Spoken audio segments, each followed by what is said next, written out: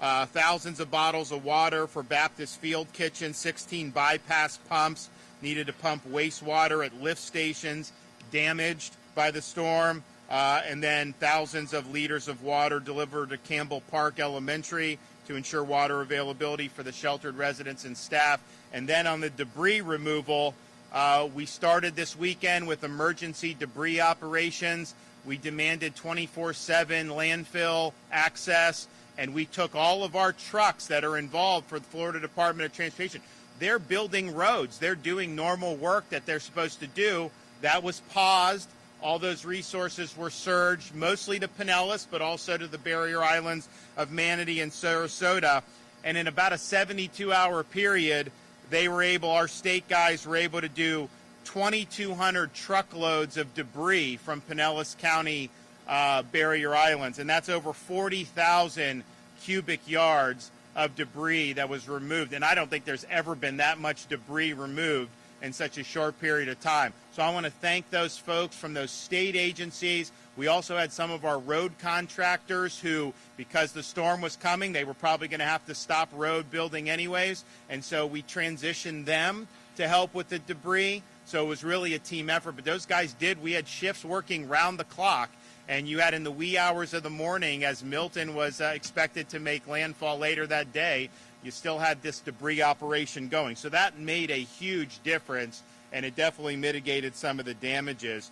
We also immediately started doing cut and toss operations as soon as it was safe. 12,000 miles of state roads have been cleared, and that's 96% complete. And in less than 12 hours, 158 bridge inspectors have conducted nearly 2,000 bridge inspections across the impacted areas. I-4, I-75, I-95, and Alligator Alley are cleared and open. Sunshine Skyway, Gandy, Howard Franklin, Courtney Campbell have been inspected, cleared, and are open. Commercial airports, Daytona, Lakeland, Melbourne, Orlando, Sanford, Palm Beach, Punta Gorda, Southwest Florida, Tampa International, and Vero Beach are all open. Sarasota Bradenton is expected to reopen at 0600 tomorrow, and St. Pete Clearwater Airport is expected to resume today at 1600. We are helping them with pumps to send so that they're able to get up online later this afternoon. Port Tampa Bay and Seaport Manatee have reopened with some restrictions. Channel assessments are currently underway at both of them, and I know Kevin is working with the utilities and the port, particularly in Tampa, to get the power restored so that they can resume full operations. Port Canaveral and Jacksport are both open. Landslide are expected to open waterside later today. 19 school districts that were closed yesterday have reopened today. There are at least 7 other school districts opening on Monday, and I bet you will hear more districts announce reopenings for Monday, given, thankfully, I think most of them had either no or very minimal damage. For parents who want information on your school district, you can go to fldoe.org/storminfo. That's the Florida Department of Education website, fldoe.org/storminfo. Fatalities. Now, we had 5 fatalities with that tornado in St. Lucie, and that's a very tragic thing. I don't think that these are things with the tornadoes. They come. It is very hard to prepare. You got to just take cover and hope for the best. So we have had fatalities of that nature. But what we are also seeing is we're now in the period where you have fatalities that are preventable. We have had fatalities because of interaction with downed power lines and water. We are seeing hazards that are still there. So please exercise caution. Don't wade into floodwaters. Be careful with how you're using ladders. Use generators properly. Make sure it's outside your home. Don't run that generator inside. So we are now in the situation where everything has been stabilized, and so you have to make the proper decisions and just know that there are still some hazards out there. We see debris. Probably not as much debris, quite frankly, as I anticipated 48 hours ago when you were looking at what the storm was doing. but you have a lot of debris. If you have debris interacting with power lines, don't mess with it. People will come and be able to get that handled. So please exercise caution. If you need assistance with things like helping with your house, we have all the organizations that are now descending on Florida again.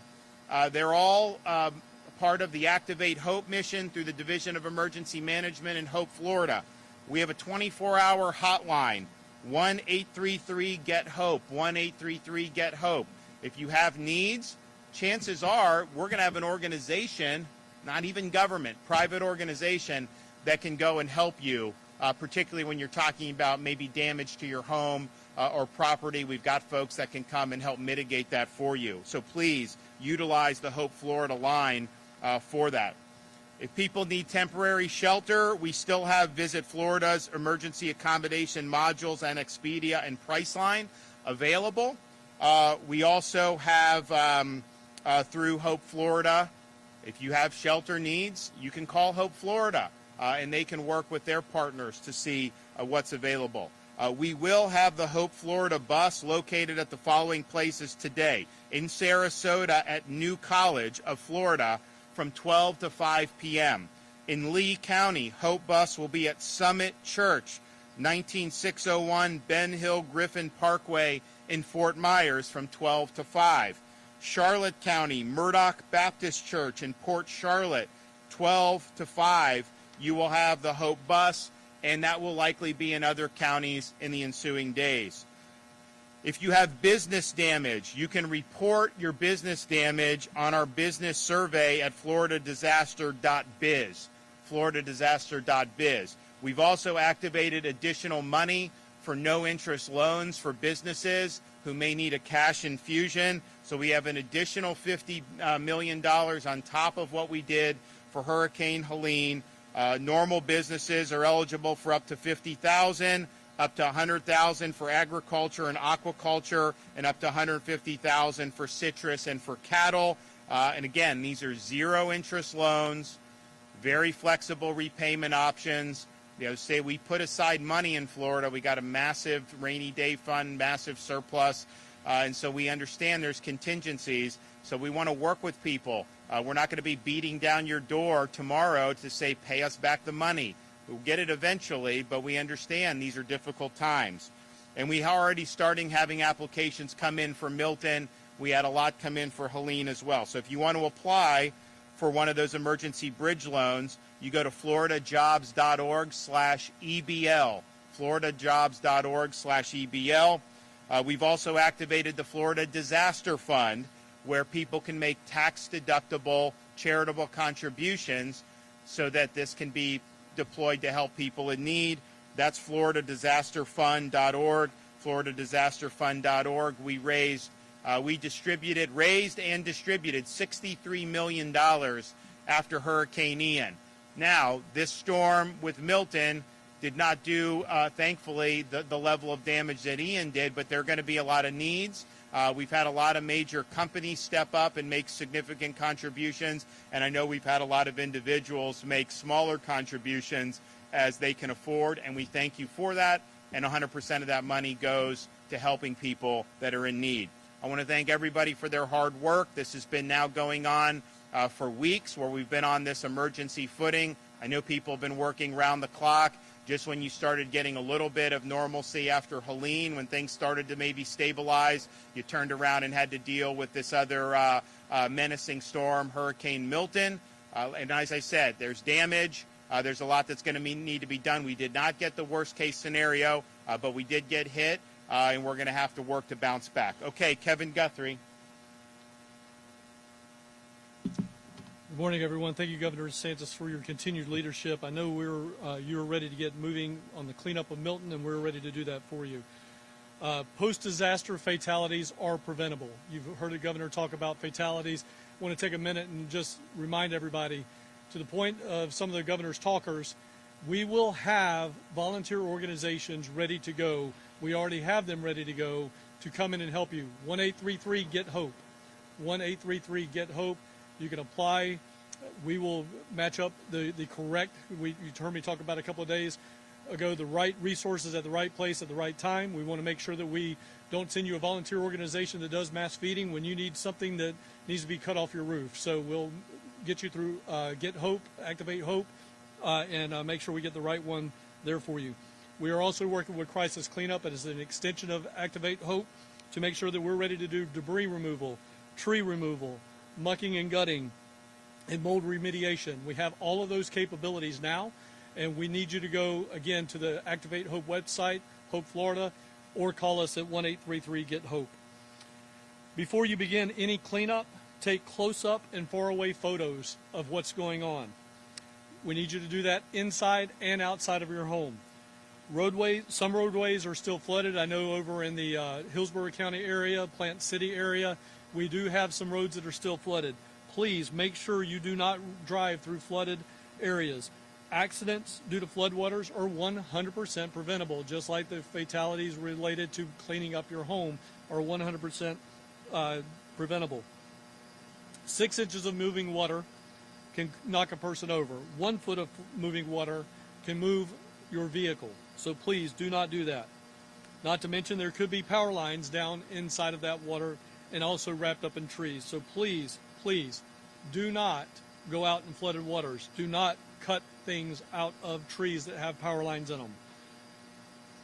If you have lost power and want to use a generator as a backup, please use it safely. I'm going to go over the 3 steps of using a generator safely again. Make sure it's 20 feet away from any open door of your residence, whether that's your garage. Don't put it inside your garage. It's 20 feet away from the garage door, 20 feet away from a front door, back door, 20 feet away from a window.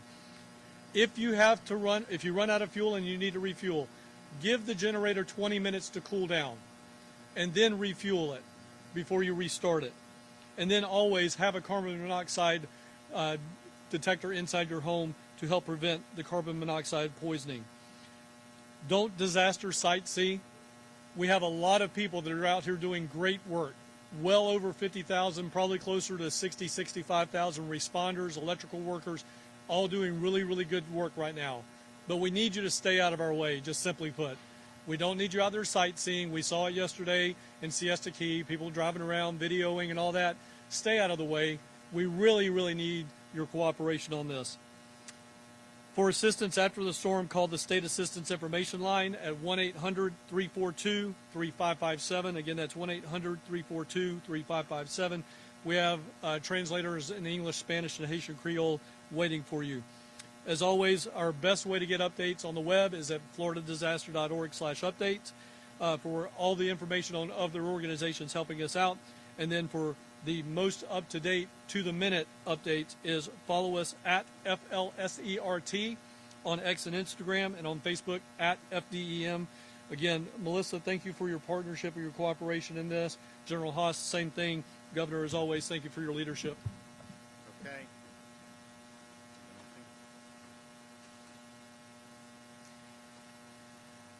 Good morning, and thank you, Governor, for your leadership, your support, and your decisive actions, enabling a broad and capable response effort. I'd also like to thank Director Guthrie and his team, as well as our fellow response teammates, for their tireless efforts in safeguarding our citizens and state. The Florida National Guard currently has 9,000 guardsmen activated, with 6,500 forward deployed, as the Governor mentioned. Our available force represents the largest National Guard response in Florida. Tremendous response effort. We're currently conducting ongoing response efforts consisting of search and rescue, ground and air reconnaissance, humanitarian assistance, route clearance, and high-wheel vehicle support. And we're beginning the phased transition to response efforts, as the Governor mentioned, in coordination with our state and local partners. Our available equipment includes 31 rotary wing aircraft, over 440 tactical vehicles, including 140 high-wheel vehicles, and 5 hard-bottom boats. We're currently supporting 23 counties with 192 active missions, including point of distribution sites with 30 active pod missions. We're grateful for the support of our mobilized state-to-state National Guard partners, which included over 3,500 partners, 19 aircraft, 20 states. As the governor mentioned, we're transitioning to recovery operations and will begin a responsible right-sizing of the force, which will mean redeploying those soldiers back to their states and the recovery operation being largely a Florida Guard response. Governor, the National Guard is fully mobilized and stands ready to support the citizens in the state of Florida. Thank you. Melissa? Good morning, everyone. Melissa Seixas, State President for Duke Energy Florida. I first want to start by thanking Governor DeSantis for his unwavering support of our employees, and also to Director Guthrie for his support as well. I want to give an update on three primary areas. One, where we stand as far as outages across the state of Florida and here in Pinellas County. Talk about our restoration and really need to reinforce the safety messages that the governor just shared with all of you. So first, from an outage perspective, Duke Energy Florida serves 35 counties across the state of Florida. We have approximately 850,000 customers off at this time. As of 11 a.m. this morning, we have already restored about 350,000 of those. From a resource perspective, we brought 16,000 workers into the state of Florida, both pre-storm and over the course of yesterday, and we have additional people arriving today. They are staged around the state, from Bexley Properties in Land O'Lakes, the Villages, the Brooksville, Tampa Bay Regional Airport, Mannheim, Orlando, and Winter Garden, Ritchie Brother Auctioneers at I-4 and US 27, the Sebring Raceway, Seminole Town Center as well. So here in Pinellas County, where we all stand, we currently have about 400,000 customers off. Pinellas County is our most populated county that we serve. We have restored about 50,000 customers. Yesterday was a day of damage assessment and the beginning to restore critical customers, hospitals, water treatment plants, shelters, 911 centers.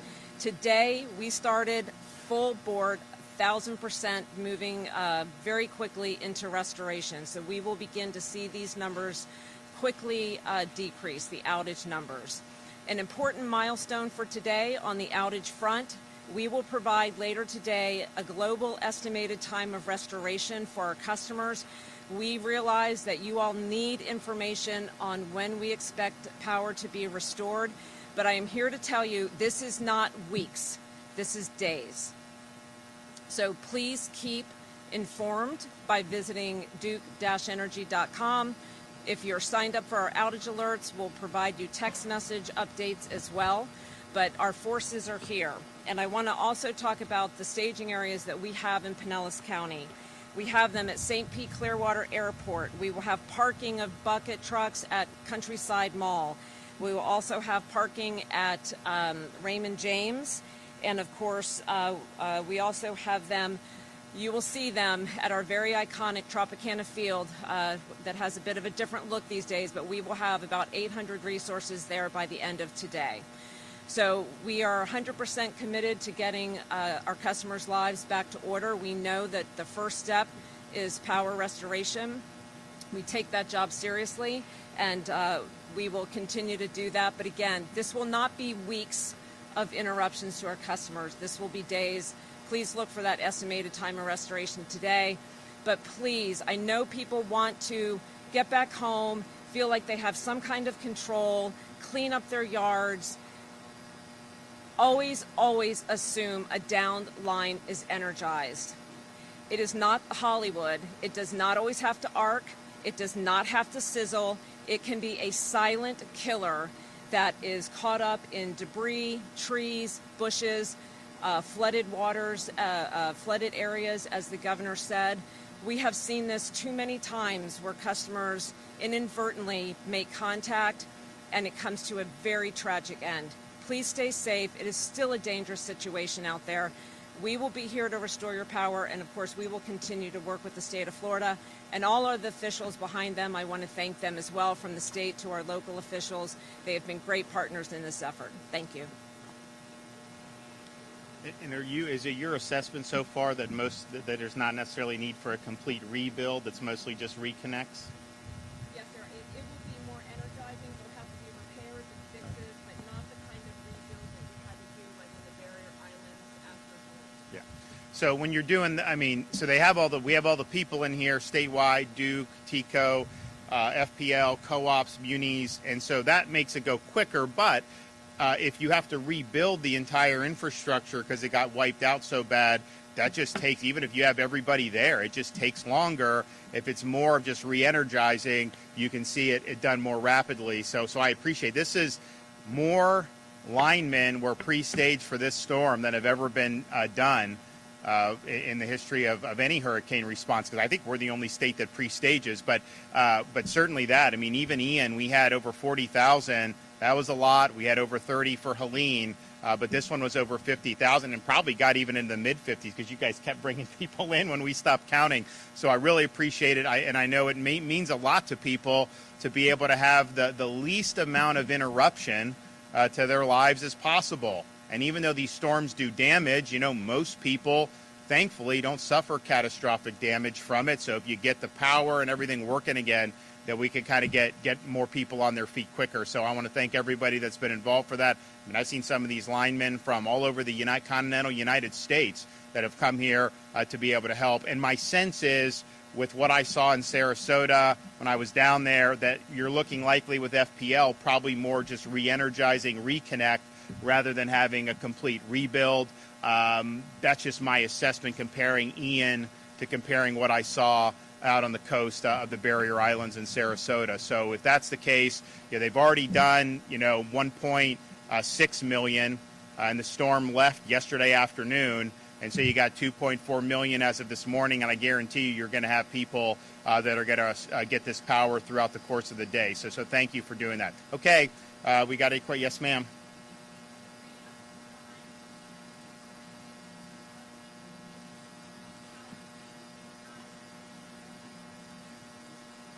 Well, I think the question is, should there be more regulation or should there just be more common sense?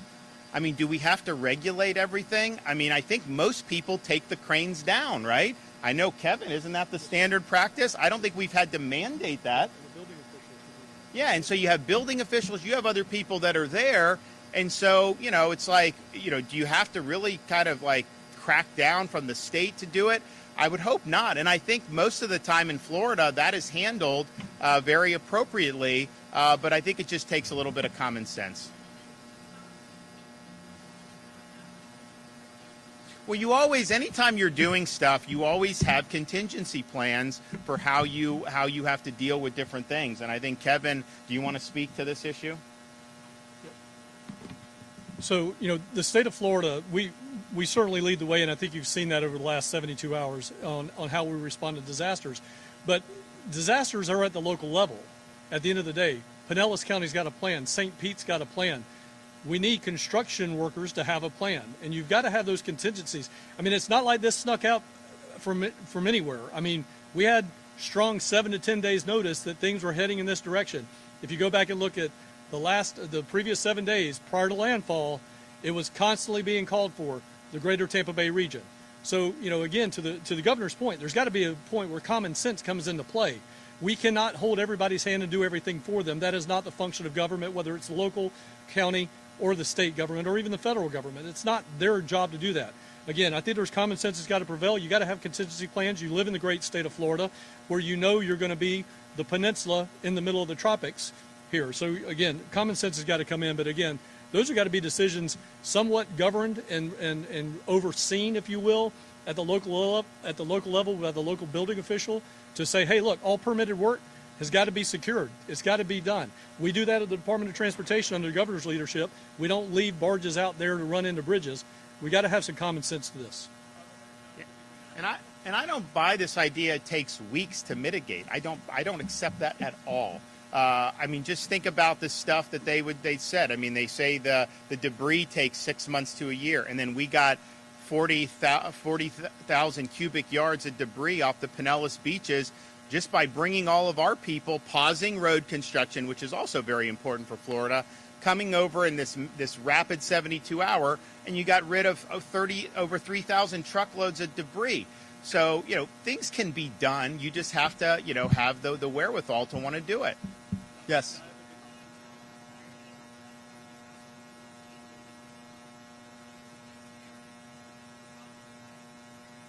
Kevin can do that. The only thing I will say is, like, Kevin had told me, days before the storm, Trop can only handle 115. We're going to watch the track. If it's within a certain amount, we're going to redeploy, and that's exactly what they did. So that was planned for the whole time. So, again, as you saw, there was damage at Tropicana Field. There were cots there. I don't know whose cots they were. I can tell you we had 20,000 cots. All 20,000 of our cots went to all of those shelters that we opened. The governor came up again and supported us on doing what we call shelters of last resort.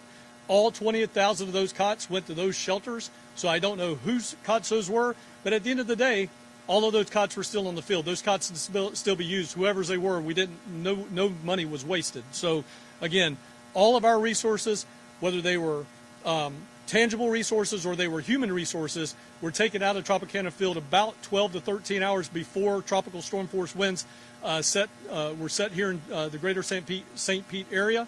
And we took our resources. I know there's some stuff, they went all the way to Jacksonville. No, they didn't. Portions of that went to Jacksonville. Other portions went to the Perry Foley Airport, where we already had a Helene staging area set up. Other portions went to the Florida Horse Park, where we had another staging area set up. Some of it went to the Lee County Mosquito Control, where we already had stuff set up. So we did a full demobilization of all of the resources, whether they were tangible or human, and that the stuff that was there, don't know whose it was, but we got all of our stuff accounted for.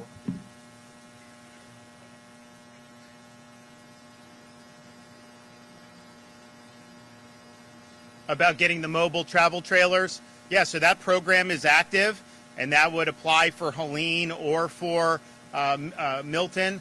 My sense is that I would say 90% of the trailers that are going to be needed are going to be Helene.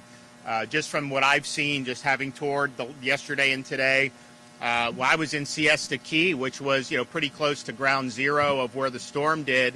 And most of what I saw, there was damage, but I saw mostly the debris from Helene was there. And I talked to some guys who own some hotels out there, and they said that Helene was much worse for them than this was. So my sense would be that there may be additional need for trailers as a result of this, but I still think the bulk of them are going to be from Helene. So you can request a travel trailer through Hope, Florida, 1-833-GET-HOPE, 1-833-GET-HOPE. And you can talk about putting these trailers, particularly I think the trailers are good if you are going to rehab your property and you're going to be the one kind of doing it or overseeing the contractors, and you want to be involved because then you're there. If people don't want to do that, you can still apply for travel trailer, but are we approved for TSA for Helene only? Right now, we're only approved for NCS, but I told the FCO we're going to turn it on for both. Okay, so we are going to have temporary sheltering assistance available as well, and that's going to be for both, and Kevin's working with the feds to do that. But what that'll allow you to do is be able to stay in a hotel for what are we having now, 6 months? 8? The initial rollout is 60 days, but we can do that for now up to 12 months. Yeah, so you're guaranteed 60 days. We likely would be able to get that extended up to 12 months. And it's an issue with there's going to be a need to do repairs. I mean, you look at like Madeira Beach, some of these places in Pinellas, you have 3-4 feet of water. You got to muck and gut that. Now you can repair that, but you also have a lot of people that are doing the same thing. So how many contractors are available? Are the supplies available? We're doing stuff with Home Depot and Lowe's and Ace Hardware to bulk purchase supplies so people can have the supplies to do it. But the reality is there's going to, because it's such a populated area, it's a little bit different than maybe like Horseshoe Beach, which had a lot of damage, but it's just a more sparsely populated area. So that'd be a challenge. That's one of the reasons why, if we need to in January with this port stoppage, I know they tried to do it earlier, we will have our National Guard and I'll mobilize whatever state resources at our ports to make sure supplies keep coming in to the state of Florida. This stuff is not going to be people aren't going to be able to rehab their homes, overnight. It's going to take time, and hopefully you can get it done as quickly as possible. But the idea that you can just pick up a phone and there's a surplus of contractors that are available right now, I don't think that that's likely the case. Now, fortunately, Hope, Florida what Kevin's been able to do, bring these groups to the table, they are able, like Team Rubicon. We had Rubicon out in where were we at with Rubicon? Yeah, we had them out in Pasco. They will take these supplies and they will help you repair your homes. So take advantage of that. It's a great service.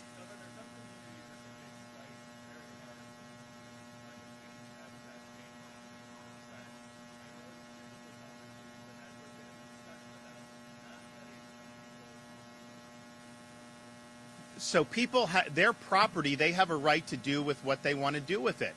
And it is tough when you have two back-to-back storms, no question. But I will tell you this, keep in mind also the people in North Florida, they got hit with Idalia in 2023, and so they had damage. So they spent all this time rebuilding, and then they get hit a year later, and that wipes away. So that is really bad too. So yes, these are things that are very tough. What I see is people have a lot of resilience. I know there's people who are interested in, and when we had Hurricane Ian, people were like, oh man, and that probably was the most significant storm that we've had. I mean, Michael was stronger, but Ian was so big. I think the total damage was probably more on that. And a lot of people were saying, oh, you know, are people going to want to live in Southwest Florida? And like within 2 weeks, you had like people buying up homes. I mean, people wanted to get down there. So I think that there's always going to be a demand to live in a beautiful part of the world.